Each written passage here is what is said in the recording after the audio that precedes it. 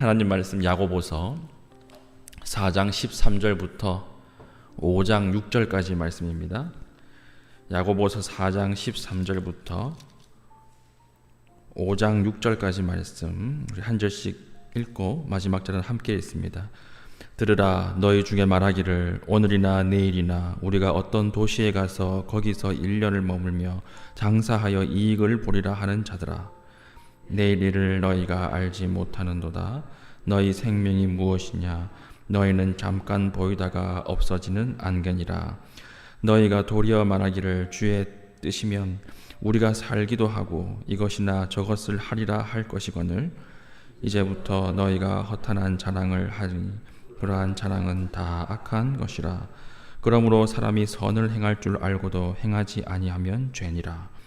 들으라, 부한 자들아, 너희에게 임할 고생으로 말미암아 울고 통곡하라. 너희 재물은 썩었고 너희 옷은 좀 먹었으며 너희 금과 은은 녹이 쓸었으니 이 녹이 너희에게 증거가 되며 불빛이 너희 살을 먹으리라. 너희가 월세의 재물을 쌓았도다. 보라, 너희 밭에서 추수한 품꾼에게 주지 아니한 삭시 소리 지르며 그 추수한 자의 우는 소리가 만군의 주의 귀에 들렸느니라. 너희가 땅에서 사치하고 방종하여 살육의 날에 너희 마음을 살찌게 하였도다. 함께 읽습니다. 너희는 의인을 정죄하고 죽였으나 그는 너희에게 대항하지 아니하였느니라. 아멘. 오늘 말씀은 우리에게 두 가지 들으라 이렇게 이야기하면서 두 가지를 강조하고 있습니다. 첫 번째는 장담하고 살지 말라 이렇게 이야기하고, 두 번째는 심판을 항상 의식하고 살라, 이 두 가지를 권면하고 있습니다. 사람들은 완벽한 계획이 있고 인맥이 있고 사업 계획서가 있으면 성공할 것이다 이렇게 생각하지요. 그런데 하나님이 하늘에서 그 계획과 그 생각을 들으면 웃으신다 이렇게 이야기하는 것입니다. 우리 13절 보십시오. 들으라, 너희 중에 말하기를 오늘이나 내일이나 우리가 어떤 도시에 가서 거기서 1년을 머물며 장사하여 이익을 보리라 하는 자들아. 그러니까 야고보서를 쓸 때도 이런 자들이 있었다는 것입니다. 어느 도시에 머물면서 1년간 머물면서 이 사업하면 대박 나겠지, 이것 하면 돈 되겠다 이렇게 생각하고 그것을 믿고 마음에 굉장히 흡족해 하는 사람들이 있었다라는 것입니다. 그런데 야고보서를 쓴 야고보가 보기에는 하나님이 보고 웃는다 얘들아 이렇게 이야기하는 것이죠. 우리 14절 보십시오. 내일 일을 너희가 알지 못하는도다. 너희 생명이 무엇이냐? 너희는 잠깐 보이다가 없어지는 안개니라 이렇게 이야기해요. 내일 너희가 어떻게 될 줄 알고 이렇게 얘기하시는 거예요.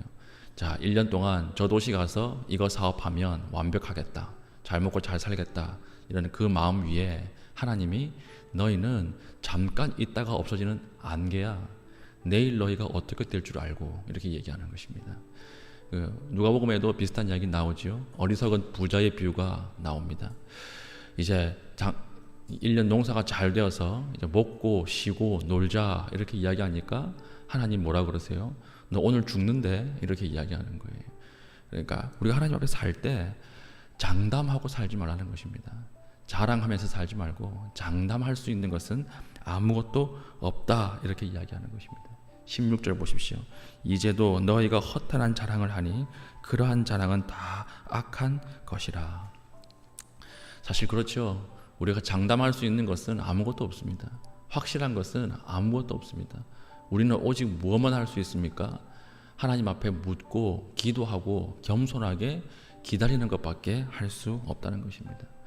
오늘 팬데믹 상황 때문에 2년 동안 밖에 못 나가고 이렇게 살 줄 아무도 몰랐습니다. 이렇게 팬데믹 상황이 길어질 줄 아무도 몰랐고요. 또 백신 때문에 좀 잡히는가 싶더니 다시 델타 변이가 나와서 또 이렇게 폭증하는 거 아무도 모르죠. 사람들은 당장 내일 일을 모르면서 내가 사업 계획서가 완벽하니까, 아니 내 인맥 정도면 이렇게 생각하고 안심하고 있다는 것입니다. 80년대 가장 인기 있는 학과가 무엇이었습니까? 보면 영문학과였어요. 영문학과 굉장히 높았습니다. 그리고 또 한 가지 인기 있는 학과가 컴퓨터 공학과였어요. 컴퓨터 공학과. 사람들이 이제 컴퓨터 공학과 나와가지고 컴퓨터 관련 일을 하면 잘 살 것이다 이렇게 생각하고, 70년대 60년대는 보니까 비료학과가 높았더라고요. 비료학과가 아니죠, 화학과. 그 당시 제일 좋은 직업이 비료회사에 취업하는 것이었답니다. 그래서 비료학과가 높았고, 보니까 서울대 의대보다 광산학과가 더 높았더라고요. 광산학과 60년대에. 지금 보십시오. 광산학과 아무도 안 가죠. 비료 만들러 아무도 안 가죠.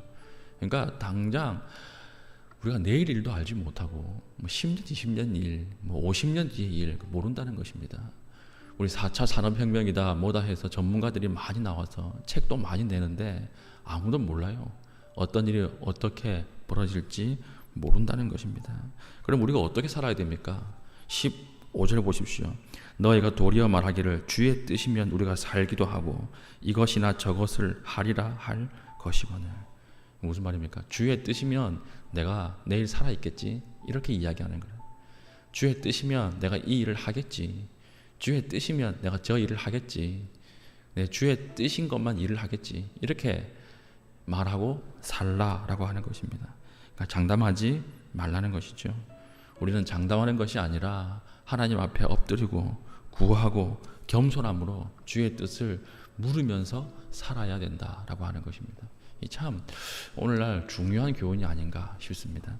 오늘 첫 번째는 야고보서를 쓴 야고보가 장담하지 말라. 장담할 수 있는 것은 아무것도 없다. 이렇게 이야기하고, 두 번째 권면은 무엇입니까? 항상 심판이 있다는 것을 기억하고 살라는 거예요. 항상 우리는 언젠가는 심판대 앞에 서야 하는 그런 존재라고 하는 것을 기억하고 하루를 살라. 우리가 심판받는 존재라고 하는 것을 기억하지 못하면요, 우리의 삶의 목적과 신앙의 목적이 부와 재물을 쌓는 곳으로 간다는 것입니다. 그러니까 우리의 삶의 목적이 잘 살기 위해서, 우리의 삶의 목적이, 신앙의 목적이 부하기 위해서 이렇게 간다라고 하는 것이죠. 5장 1절부터 3절은 부유한 자들에게 주시는 권면입니다. 들으라 이렇게 이야기하면서 부자들에 대해서 경고하고 있죠. 불의한 재물을 얻지 말라 이렇게 이야기하는 것입니다. 불의한 재물. 재물이 죄가 됩니까? 그런데 불의하게 얻은 재물이 하나님 보시기에 악한 것이다 이렇게 이야기하면서 3절 마지막 보면 말세에 너희가 재물을 쌓았다. 말세에 너희가 불의하게 얻은 재물을 쌓았다 이렇게 이야기합니다. 그래서 말세에는 너희가 너희 죄를 가지고만 통곡해도 다 통곡하지 못할 것인데, 다른 사람의 통곡하게 만드는 일에 믿음 있는 자들이 참여해서는 안 된다는 거예요. 다른 사람의 통곡하게 만드는 일에 믿음이 있는 사람들이 더 빨리 그 안에 들어가서 악한 죄의 어떤 구조를 만들고 그 구조적인 악 안에서 악을 계속 재생산하는 것, 그것은 절대로 하면 안 된다 이렇게 이야기하고 있습니다. 4절 보십시오. 보라 너희 밭에서 추수한 품꾼에게 주지 아니한 삭시 소리 지르며 그 추수한 자의 우는 소리가 만군의 주의 귀에 들렸느니라. 그러니까 성도들이 행하는 악 때문에 사회의 약자들이 통곡하는 소리를 하나님이 들으신다는 거예요. 믿는 자들이 행한 악 때문에 세상의 많은 사람들이 통곡하는 소리를 하나님께서 듣고 계신다. 하나님은 통곡 소리에 민감하신 하나님이시죠. 그래서 말세에는 구조적인 악 속에 들어가서 악을 재생산하는 것, 그것은 절대로 하면 안 된다 이렇게 이야기하는 것입니다. 우리가 부자들에게 주시는 경고라고 하니까 이건 이재용 씨 삼성가에 주시는 말씀이거나 아니면 현대가에만 주시는 말씀이구나 생각할 수 있지만 그렇지 않죠. 오늘 보니까 다 어떤 내용입니까? 품꾼의 삭슬 주는 것, 소장농들에게 하는 행동, 채무관계 속에서 벌어지는 그런 악들을 이야기하는 것입니다. 그러니까 개인적인 악이 아니라 구조적인 악을 이야기하는 것이죠. 우리가 구조를 딱 만들어 놓고 그 구조 안에 들어가 있는 사람들이 다 악을 행하게 만드는 것, 그것을 절대로 하면 안 된다는 것이죠. 우리가 오늘 기도할 때에도 오늘 이 구조적인 악에 대해서 기도할 수 있어야 한다는 것입니다. 우리 하청을 주고 제 하청을 주면서 그 가장 아래에 있는 사회 청년들이 뭐 타 죽고 깔려 죽고 하는 뉴스를 매일 보지 않습니까? 그것에 대해서 이 심판이 가까워 왔구나, 이것을 깨달아야 한다는 것입니다. 그리고 우리가 이런 구조를 만들어서는 절대로 안 된다는 것이죠. 그리고 어저께인가요? 신문을 보니까 우리 9월 이 수능 치는 사람들을 대상으로 백신 접종을 하겠다 발표를 하니까 40대 50대들이 수능을 치지도 않을 거면서 9월에 있는 모의고사를 다 신청을 해버렸대요. 그러니까 40대 50대들은 돈이 있죠, 행할 힘이 있죠, 능력이 있죠. 그러니까 9월에 모의고사 이걸 먼저 신청을 해버린 거예요. 그러니까 재학생들이, 재수생들이 모의고사 신청을 못 해가지고 쩔쩔매는, 그러면 그 40, 50대들이 시험을 치겠습니까? 안 치죠. 9월 모의고사를 기준으로 수능이 출제가 되는데, 그런데 40대 50대들이 이기적으로 먼저 신청을 해버린 다음에 백신 맞겠다고, 그래가지고 이 사람들, 약자들, 재수생들, 수능 쳐야 되는 재학생들 시험 못 치게 만드는 거, 이 얘기입니다. 이 얘기. 마지막 이 시대에 우리가 구조적인 악 속에서 계속해서 악을 재생산하는 것 있죠. 이게 하나님 보시기에 심판받을 일이라고 말하는 것입니다. 우리는 언젠가는요, 심판대 앞에 서야 하는 존재입니다. 우리 언젠가는 하나님 앞에 서야 하는 존재들입니다. 우리가 치과 의자에만 앉아도, 치과 의자에 앉아서 기계가 딱 돌아가면 어떤 생각이 들죠? 그동안 내가 잘못 살았던 거 다 기억나죠. 내가 치아 관리를 좀 잘할 걸, 그때 귀찮다고 미루지 말 걸, 온갖 생각이 다 들지 않습니까? 근데 하물며 하나님 앞에, 심판의 자리 앞에 섰을 때는, 그 자리에 앉았을 때는 얼마나 두렵겠습니까? 얼마나 많은 생각들이 지나가겠습니까?